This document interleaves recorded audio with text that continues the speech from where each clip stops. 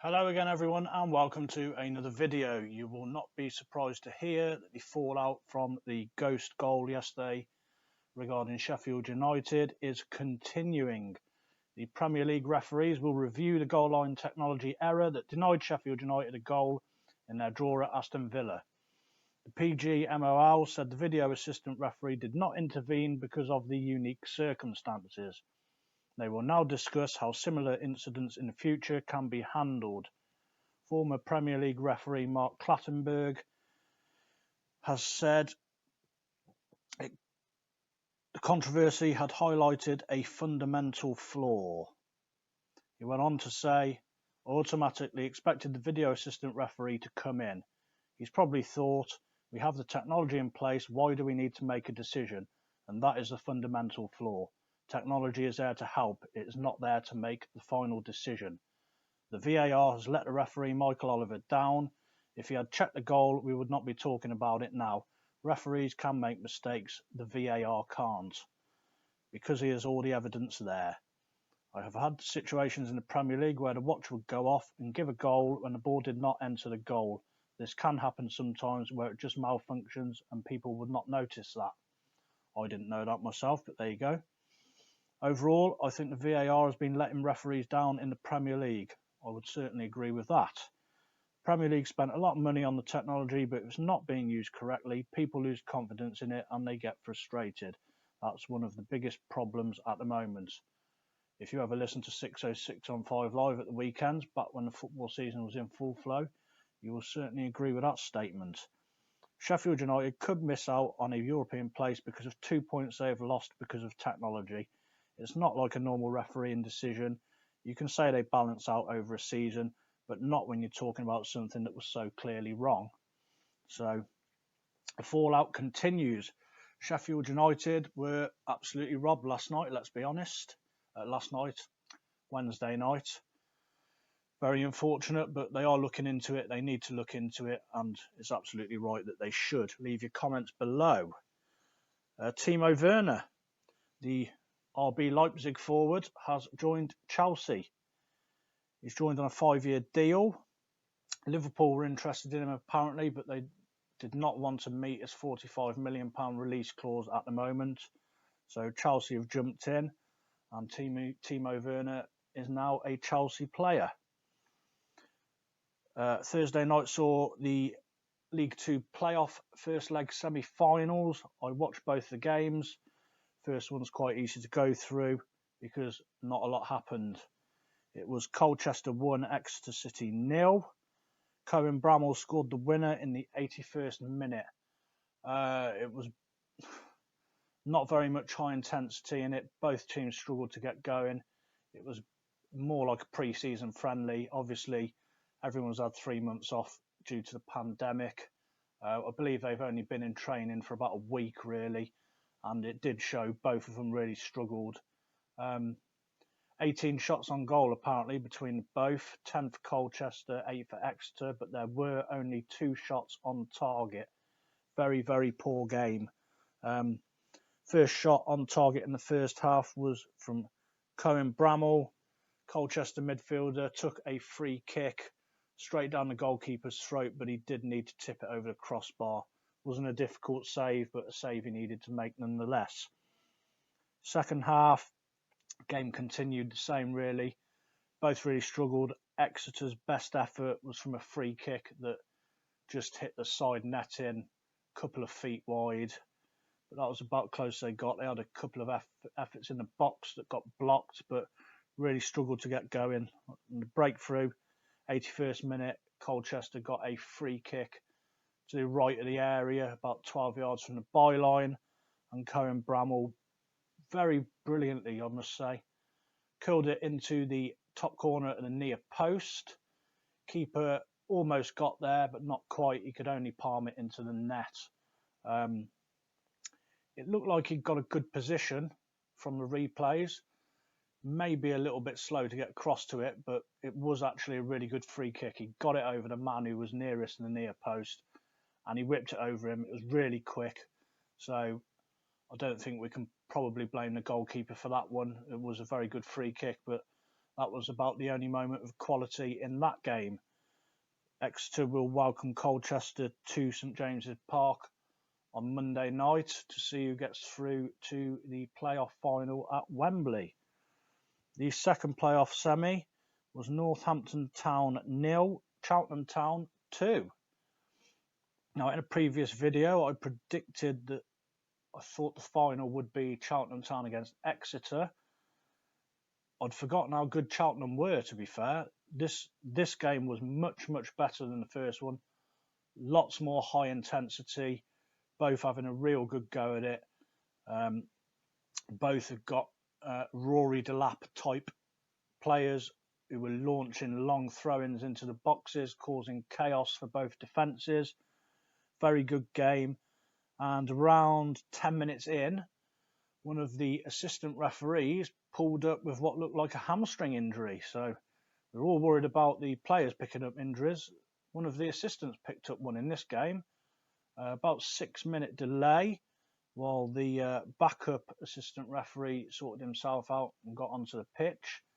And from the restart, long throw into the box, and it fell down. And as the Cheltenham player went to clear the ball, one of the Northampton players just got in front of him, nicked the ball away from him, and was hacked down. Referee awarded a penalty.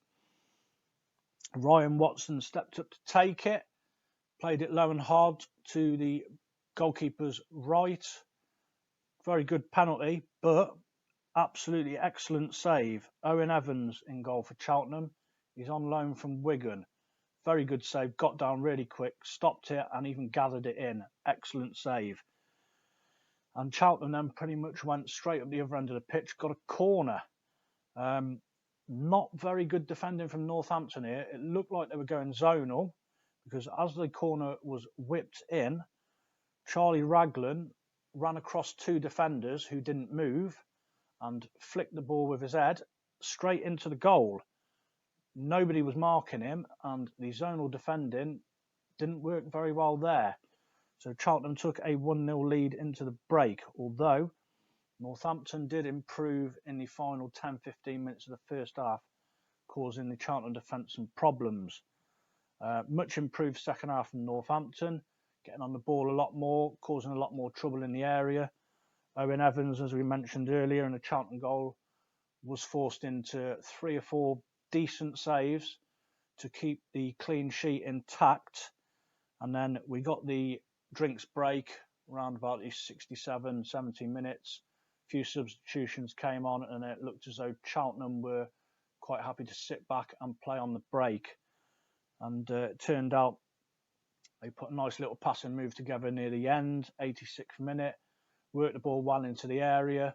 Cross was deflected away, follow-up shot was blocked, but it fell really nicely for Connor Thomas, who, to be fair, it looked a simple finish, but it was a very good cushioned low finish into the goal, and that put Cheltenham 2-0 up on 86 minutes. And they went on, and that was the final score. So on Monday in the second leg as well, Cheltenham will welcome Northampton to Whaddon Road in the second leg. Leave your comments below on who you think will make the final. Right, on to yesterday's news, and let's try and rattle through this because quite a lot happened. The National League met with Step 2 playoff clubs, and it is looking increasingly likely that the playoffs in the National League North and the National League South will take place. The FA also met with Steps 5 to 6, met with all the clubs in non-league to discuss what would happen next season. And in summary, during the summer, even if a league at higher step has a vacancy caused by club folding or requesting voluntary relegation, no promotion will occur in that league and the league will run short. The FA will look at applications to enter the pyramid to fill a vacancy. AFC Bury and Isle of Man were the only teams mentioned. Funding. The FA National Game have had a 38% cut in funding. No surprise there, I imagine. This will impact all National League system leagues, who will no longer receive FA development funding, but they will still receive administration grants at current level. FA Vars and trophy money will be reduced by approximately 6%. Competitions. It's the FA's ambition still to run the FA Cup, Trophy and Vars in full, but that may not be possible, and certainly with the FA Cup they are contractually bound to have the FA Cup third round on the opening weekend of January, so the dates and numbers of earlier rounds may be affected by that. The non-league finals day at Wembley is subject to the FA calendar, given that Euro 2020 matches now have to fit into 2021. Considerations being given to do away with replays in both the Cup, Trophy and Vars to aid fitting in league fixtures. If the season does not start in August, then the League and County Cups cannot be run in the traditional formats during the league playing season, but possible that new ways could be found to run cups. They are aiming for a September start, and they are hopeful that's when it will be. Restarting the National League system football. The FA stated that the National League system will only restart when the Department of Media, Culture and Sport, the DCMS, gives approval and subject to any conditions that the DCMS makes. Games cannot restart at steps 1 to 7 of the National League system without spectators, and all steps are tied together on a restart date. So, for example, step 6 cannot start while step 3 is not allowed, and vice versa. Football below step 7, where no admission is taken, may start on a different date and is subject to specific grassroots government guidance.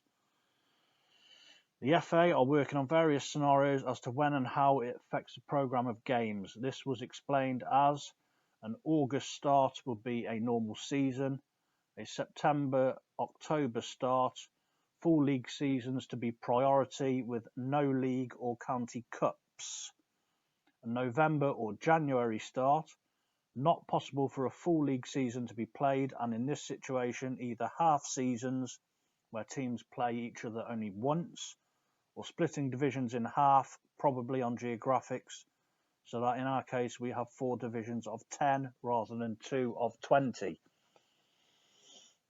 If the season starts later than January, which is a worst case scenario, with the restructure and leagues may be held over again until the 2021-22 season. Whilst not a commitment or guarantee by any means, the FA said the most likely current scenario would be September. Please, fingers crossed, be September. Pre-season. The FA state the pre-season would occur before the commencement of matches, but they were not prepared to say what duration in weeks that time frame would be. Ending the season. Flexibility to go into May rather than the last weekend of April, but again, this would really depend on the starting date of the season. Possible agreement prior to restarting, so that if a second spike forced another curtailment of next season, that the leagues could be awarded based on the percentage of games actually played at that time. Details to follow. So they may possibly all decide that before it starts, will they end the season on points per game or whatever else they may come up with because of the arguments they've had when this season was made null and void. Clubs. The FA will require all clubs to produce and publish a risk assessment and or action plans to ensure they are COVID secure. This is specifically for clubs that are neither elite nor grassroots and will cover such things as returning to training and matches, use of facilities including clubhouses, dressing rooms, etc., travel and the volunteer workforce at each club. The FA are currently writing a guidance paper on this and it will follow to clubs in the near future. Ground grading. The FA have built into the temporary changes to regulations some flexibility regarding ground grading dates. Whilst no specific date or rule has been changed, the FA stated that it is not the intention to relegate any clubs for work that COVID has meant they have been unable to do. The next FA League's meeting is on July the 14th. So, very, very good news there. Really hope it comes back in September. Leave your thoughts about that in the comments below. Into last night's game Games in the Premier League, the tea time game, Norwich City 0, Southampton 3. I didn't see this game, unfortunately, in the end, but I did see the goals. Goalless at half-time, but Danny Ings scored on 49, his 16th of the season. Stuart Armstrong made it 2 on 54 minutes, and Nathan Redmond added a third on 79. Now, like I said, I've seen the goals. Norwich, very, very poor defensively. Ings had the freedom of the box to score, slammed it into the far corner. Armstrong danced through 3 Norwich defenders like they weren't there and smacked it in the bottom corner from the edge of the area. Nathan Redmond, far too easy, just sidestepped his man and put it in the bottom corner, leaving Tim Krul with no chance. So Norwich stay bottom on 21 points. They are 6 points from safety. Southampton move up to 13th on 37 points, and they are now 10 clear of the relegation zone. Leave your comments below. Are Norwich doomed? Will they stay up? And have Southampton got the job done now? 10 points clear, even though they've played a game more. I think they should be safe. Let me know what you think. On to the evening game, the headliner, Tottenham Hotspur 1, Manchester United 1. Tottenham led 1-0 at the break. Steven Bergwijn danced through the United defence at pace and slammed into the net. David De Gea will not be happy with that, though. It was pretty much straight at him. He should have saved it, but Tottenham led at the break. United's best chance, I think it was Rashford, had a shot low, forcing Lloris to save with his legs. Into the second half, United did improve. Martial forced an excellent save out of De Gea. Ball came low across the box and he smacked it towards the far top corner, brilliantly tipped over. Paul Pogba came off the bench on the hour and he seemed to change the game. He danced past Eric Dyer into the area and Eric Dyer pulled him down for a penalty. Bruno Fernandes slammed it in on 81. Man United had another late chance. Mason Greenwood, I think, flashed one right across the goal, deep into injury time, almost scored. And I forgot to mention, United also got another penalty on the 90th minute. Eric Dyer again bringing down Bruno Fernandes. Although, on first viewing, I could perfectly understand why the referee gave it. As soon as they flashed a replay up, no way it was a penalty. And this is exactly what we want to see from VAR. They had a look at it. It was fairly quick. Ruled it out, no penalty. So it finished 1-1. That's not half the story. Spurs stay 8th on 42 points. They are 6 behind Chelsea. United stay 5th on 46 points. They are 2 behind Chelsea, although Chelsea travel to Aston Villa on Sunday for their game in hand. Villa aren't that good. Chelsea may win that one. I certainly hope they do not. But this was all about half-time, and Patrice Evra and Roy Keane were on with Kelly Cates, and Roy Keane was not happy at all. He said, and if you didn't see it, try and see it because it was brilliant. I'm fuming here watching Manchester United. I can't believe Shaw heading a ball up in the air and running forward. I am staggered at Maguire. Staggered that an international player getting done like that, and I am sick to death of this goalkeeper. I would be fining him at half-time. I would be swinging punches at that guy. A standard save for an established international goalkeeper. I am flabbergasted. Maguire and De Gea, I wouldn't let them on the bus after the match. Get a taxi back to Manchester. Analyse this until the cows come home. Do your jobs. We're trying to get top 4. Not winning leagues, by the way. We're trying to get the top 4. God forbid about winning trophies. Shocking. I'm disgusted. De Gea is the most overrated goalkeeper I've seen in a long, long time. Kelly Cates then asked him, did he do anything to restore his reputation with the save from Son, which was a good cross. Spurs had caught United on the break, 4-on-3. crossed to the far post. Son was unmarked, headed back to the far corner. It was in the middle of the goal, but he tipped it over. I thought it was a decent save. He said, no, I'd save this.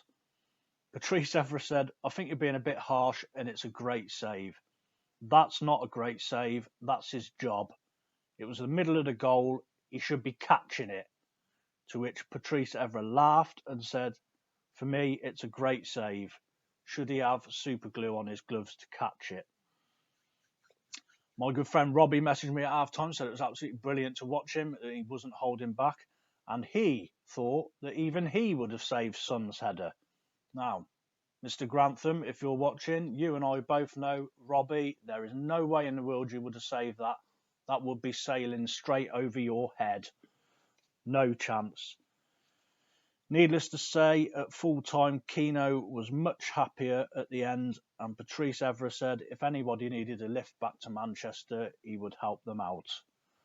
Brilliant. Leave your comments on any of that. Absolutely superb, superb, superb. And if you didn't see it, try and see it. It's brilliant. And then late breaking news last night was Macclesfield, which is they got a points deduction hanging over their head for failing to pay their players in March. They were deducted 2 points for breaches of failing to pay their players. They will remain in the Football League, and Stevenage will now be relegated to the National League. Had Macclesfield been deducted 3 or more points, they would have been gone. They've also been fined £20,000 as well as being ordered to pay for the legal costs, and they've been given an additional 4-point penalty, which is suspended and carried forward into next season. So Macclesfield, very, very, very lucky. And this is if they survive, they will be in the Football League next season. Just. A statement from Macclesfield said, we would like to express our gratitude to the independent arbitration panel for their unquestionable diligence in reaching what we deem to be a fair and unbiased conclusion. Stevenage's only hope of reprieve is if the National League is unable to assure the EFL board that the 2020-21 season is able to go ahead. Discussions are ongoing to confirm relegated clubs from League 2 have somewhere to play next season. So we shall see how that pans out. Leave your comments below. That is it. We're up to date. Hit the like button and enjoy a full weekend of football this week and on the TV. Today you have at midday Watford against Leicester on BT Sport and Fulham against Brentford on Sky. Then at 3 o'clock, which is a first, there's never been a 3 o'clock televised game before. You have West Brom against Birmingham on Sky, and also at 3 you've got Brighton against Arsenal on BT. Nighttime game you have West Ham against Wolves, and then 7:45 kick-off, I believe, another first. BBC One's first televised Premier League game will be Bournemouth against Crystal Palace. And then there will be also a full schedule of loads of football on Sunday across Sky and BT as well. So enjoy that. Hit subscribe and ring the bell if you are new. And if you're still here, you've lasted this long, very well done to you. Thank you very much. And until the next video, thank you for watching. Roy Keane. Get a taxi back to Manchester, boys.